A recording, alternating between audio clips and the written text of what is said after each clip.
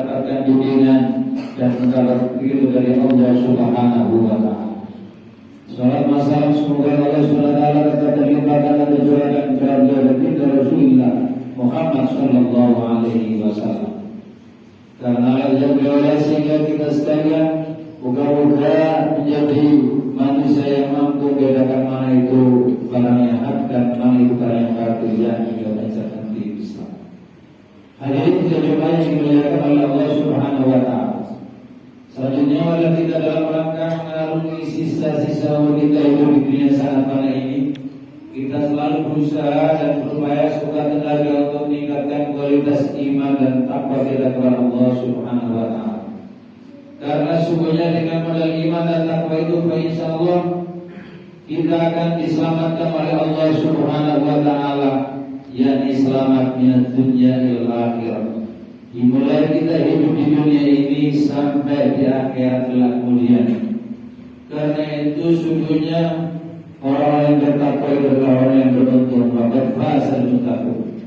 Maka beruntuklah orang-orang yang dalam kehidupan pribadinya selalu bisa dan mampu melaksanakan nilai-nilai takwa kepada Allah Subhanahu wa Ta'ala. Hadirin sekalian dimuliakan Allah Subhanahu wa Ta'ala. Allah Subhanahu wa Ta'ala telah berfirman dalam surah Al-Baqarah ayat 183. Sudah sering kita baca, ya ayyuhalladzina amanu kutiba alaikumus syiyam kama kutiba alal ladzina min qablikum la'allakum tattaqun. Hakikat daripada puasa itu tidak ada lain kecuali puasa itu adalah endingnya menjadikan diri kita, menjadikan manusia itu menjadi manusia yang bertakwa kepada Allah Subhanahu wa Ta'ala. Karena itu sampai Rasulullah Muhammad sallallahu alaihi wasallam menjelaskan dalam sabda beliau, "Man shoma Ramadhana imanan wa ihtisaban ghufira lahu ma taqaddama min dhanbi." Sesungguhnya barang siapa yang terima fondasi yang pertama adalah bahwasanya kita mengakui sebagai orang muslim itu adalah kalimat syahadat. Dua kalimat syahadat itu adalah yang menjadi bagian daripada fondasi dalam kehidupan kita. Maka Rasulullah mengatakan, "Buniyal Islam ala khamsin. Syahadatu alla ilaha illallah." Jadi dua kalimat syahadat ini menjadi dasar dalam kehidupan kita sehari-hari, yang mendasari bahwasanya kita itu sebagai seorang yang muslim atau muslim. Kemudian yang kedua adalah bagaimana kita setelah membaca dua kalimat syahadat, bukan hanya membaca dua kalimat syahadat, tetapi bagaimana kita bisa dan mampu mengimplementasikan sholat wa iqamis shalah.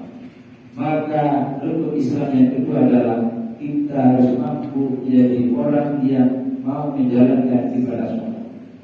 Karena itu ma'asyiral muslimin rahimahumullah, Nabi Isa alaihissalam diminta oleh Allah Subhanahu wa Ta'ala juga menjalankan ibadah sholat dan zakat. Wa awsani bis sholati wa zakati ma dumtu hayyan wa barran bi walidayya. Maknanya adalah Allah telah memberikan wasiat kepada aku, hendaknya kamu menjadi orang yang mampu menjalankan ibadah sholat. Sering saya katakan dalam mimbar bahwasanya manusia itu amalnya nanti akan diukur dengan sholat. Bagaimana ibadah sholatnya setiap hari ini baik atau tidak. Maka disinilah ibadah sholat kita itu akan dipantau oleh Allah Subhanahu wa Ta'ala Rabbul Izzah. Awwalu ma yuhasabu bil 'abdu as-sholat. Idza salahat salaha sa'iru amali wa idza fasadat fasada sa'iru amali wa sholat. Amalan pertama yang akan dihisab di hadapan Allah Subhanahu wa Ta'ala adalah sholat yang kita dalam kehidupan sehari-hari. Apabila sholat kita itu bagus, insya Allah amalan-amalan yang baik akan lolos. Tetapi apabila sholat kita itu hancur, maka alamat bahwasanya amalan-amalan kita akan hancur. Alhamdulillah. Kemudian apa wasiatnya Allah kepada Nabi Isa alaihissalam, wazakat, termasuk puasa kita hari ini adalah mendidik kita menjadi manusia yang bisa empati terhadap sesama, bisa empati kepada tetangga kanan kiri yang kurang mampu. Dan termasuk ini adalah bagian daripada hikmah kita menjalankan ibadah puasa. Bahwasanya bagaimana seorang yang puasa itu mampu merasakan betapa pedihnya orang yang tidak makan itu rasanya seperti ini. Maka di dalam puasa itu ada yang disebut dengan zakat, dan zakat itu ada dua pola. Yang pertama zakatul fitri, ini yang disebut dengan zakat fitrah, yang akan mampu membersihkan jiwa dan raga kita. Kemudian yang kedua adalah bagaimana kita menjadi manusia yang mampu membayar zakat. Bahwasanya ada zakat mal, ada zakat yang namanya zakat perdagangan yang disebut dengan tijarah, ada yang disebut dengan zakat profesi, pekerjaan yang kita miliki kemudian menghasilkan uang yang banyak.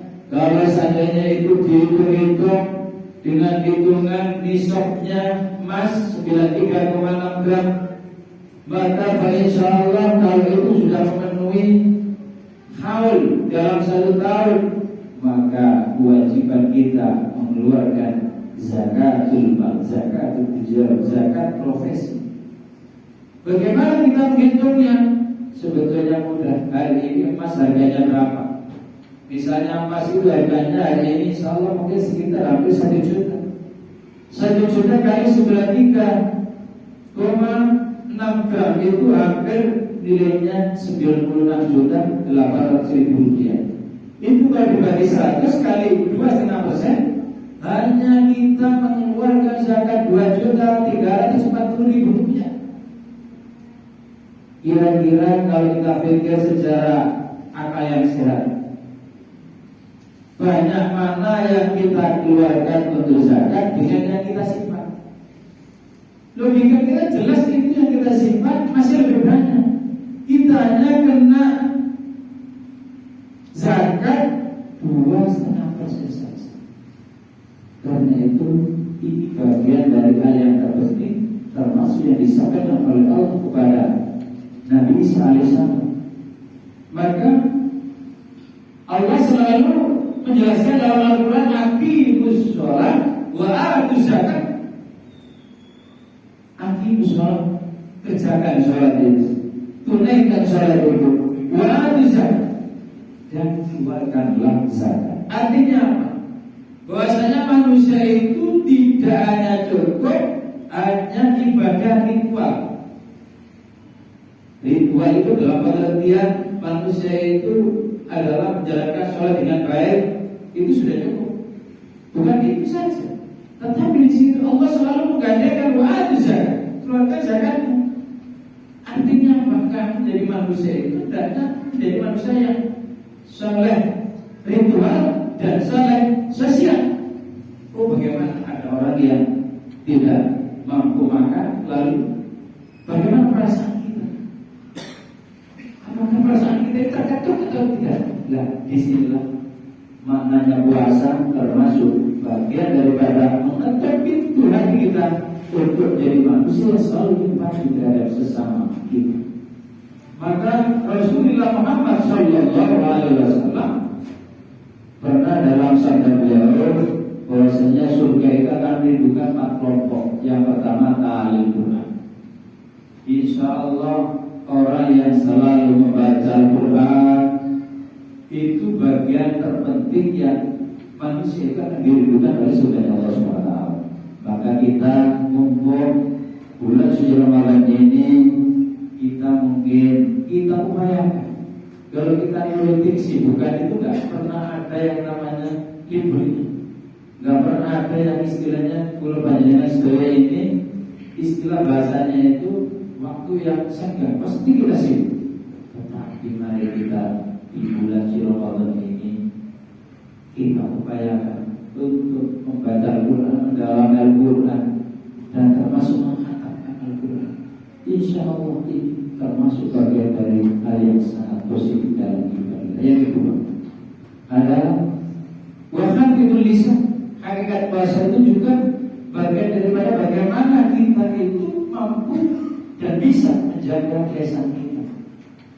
Kalau kita itu diajak bicara atau merasani sama aibnya orang, maka katakan fakul inni shaimun, lagi puasa. Kemudian yang ketiga adalah nut'i pensian, memberikan makan kepada sahabat kita, memberikan takjil, memberikan sesuatu bingkisan kepada orang lain, itu bagian dari hal yang menyenangkan orang lain. Yang keempat adalah wasaimin di syair Allah, orang-orang yang senang berpuasa di bulan Ramadan. Itu adalah faktor keyakinan dirindukan oleh seluruh Allah SWT. Masuk sini sebagaimana dimuliakan oleh Allah SWT. Karena itu puasa ini tidak ada perbedaan. Oh ini presiden, oh ini perdana menteri, oh ini menteri, oh ini gubernur, ini wali kota, ini orang kecil jelata. Tidak ada perbedaan. Jadi puasa itu semuanya orang yang mengaku dirinya sebagai orang yang beriman, ya diwajibkan untuk puasa. Jadi tidak ada sekat-sekat itu, tidak ada. Puasa ya semuanya. Karena itu kita alhamdulillah merupakan nikmat yang luar biasa. Kita menangi bulan Ramadan ini luar biasa. Karena itu perlu kita syukuri, perlu kita jalankan puasa ini dengan sebaik-baiknya. Masyaallah muslimin, sebagaimana yang dimuliakan oleh Allah Subhanahu wa taala, sehingga benar-benar puasa kita adalah awal Ramadan wa awsatu Ramadan wa akhiru binna. Rahmat yang pertama adalah merupakan rahmat dari Allah Subhanahu wa taala, yang kedua adalah ampunan, dan yang ketiga 10 yang terakhir nanti yang mulai ke depan minggu ini termasuk 10 yang terakhir itu minanlah. Insya Allah kita menjalankan puasa, kita akan dibebaskan dari siksanya Allah Subhanahu wa taala. Ma'asal muslimin, jika Allah bahwasanya puasa ini mengandung dimensi yang luar biasa, mengandung keberkahan yang luar biasa. Maka Rasulullah mengatakan, "Qad ja'a Ramadan syahrun mubarak." Benar-benar puasa ini adalah berkah yang luar biasa. Bayangkan secara ekonomi, orang-orang yang biasanya tidak jualan, sampai lihat lalu lalang nanti sore hampir menjelang buka puasa ini banyak orang jualan kolor, jualan makan, jualan apapun. Bahkan sampai mal-mal pun juga menjual makanan yang luar biasa, menjual baju macam-macam. Artinya apa? Berkahnya Ramadan ini bukan hanya kepada seorang mukmin saja, tetapi orang baru mukmin, selain orang mukmin, selain orang Islam itu juga menikmati berkahnya bulan Ramadan. Buktikan misalkan lihat nanti kalau menjelang akhir-akhir Ramadan itu di mall-mall itu banyak saudara-saudara kita yang beli baju, sibuk membeli baju. Ya, itu artinya apa? Ternyata Ramadan ini mengandung nilai berkah yang luar biasa. Makanya apa yang dikatakan oleh Rasulullah Muhammad SAW, "Shoma Ramadan iman wa ihtisaban, ghufira lahu ma taqaddama min dhanbi." Ma'asyiral muslimin, sudah dimuliakan oleh Allah Subhanahu wa taala. Karena itu mari kita jaga kekhusyukan puasa ini sampai nanti menjelang dan sampai terakhir, yang itu adalah 1 Syawal. Kita jaga puasa kita nggak usah tidur sama teman-teman kita, saudara-saudara kita yang belum mampu jalani ibadah puasa. Kadang-kadang kita melihat mereka itu belum sportif dan kurang sportif. Pada waktu pagi kita menyaksikan, ya, di warung-warung, kemudian di situ, ya, tidak ditutup. Padahal hakikat daripada puasa itu, jika kita tidak puasa, maka bagaimana kita mampu menghormat orang-orang yang sedang berpuasa? Karena pernah suatu saat ada cerita di dalam kitab Turbatun Nasi. Seorang Majusi, orang yang tidak punya agama, agamanya menyembah api, tapi mereka ini memberikan pendidikan tarbiyah kepada anaknya. Gimana? Adalah kamu tidak mampu menjaga untuk makan, kamu nggak boleh kamu pertontonkan di hadapan orang-orang muslim ini adalah bulan orang miskin. Maka jaga itu, jaga kehormatan Ramadan itu untuk orang muslim. Ini perintahnya orang Majusi. Ternyata ada sisi Allah SWT seorang Majusi ini kemudian meninggal dunia dan diimpikan oleh seorang alim bahwasanya orang Majusi mendapat hidayah dari Allah SWT mati. Kemudian matinya tidak mati menjadi seorang muslim. Karena itu dalam kisah itu sampai Allah mengatakan la tatrakuhu ya malaikat.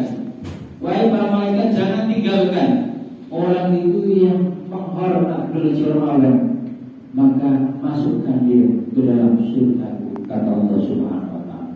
Ma'asyiral muslimin, silaturahimullah, dari situlah kita menjadi orang yang harus belajar. Itu bagian daripada pendidikan untuk mendidik uang-usaha alikunar, jaga terutama diri kita, keluarga kita dari singkatan api neraka. Ma'asyiral muslimin, silaturahimullah, mudah-mudahan kita diberi kemampuan oleh Allah Subhanahu wa taala untuk menjalankan ibadah puasa ini.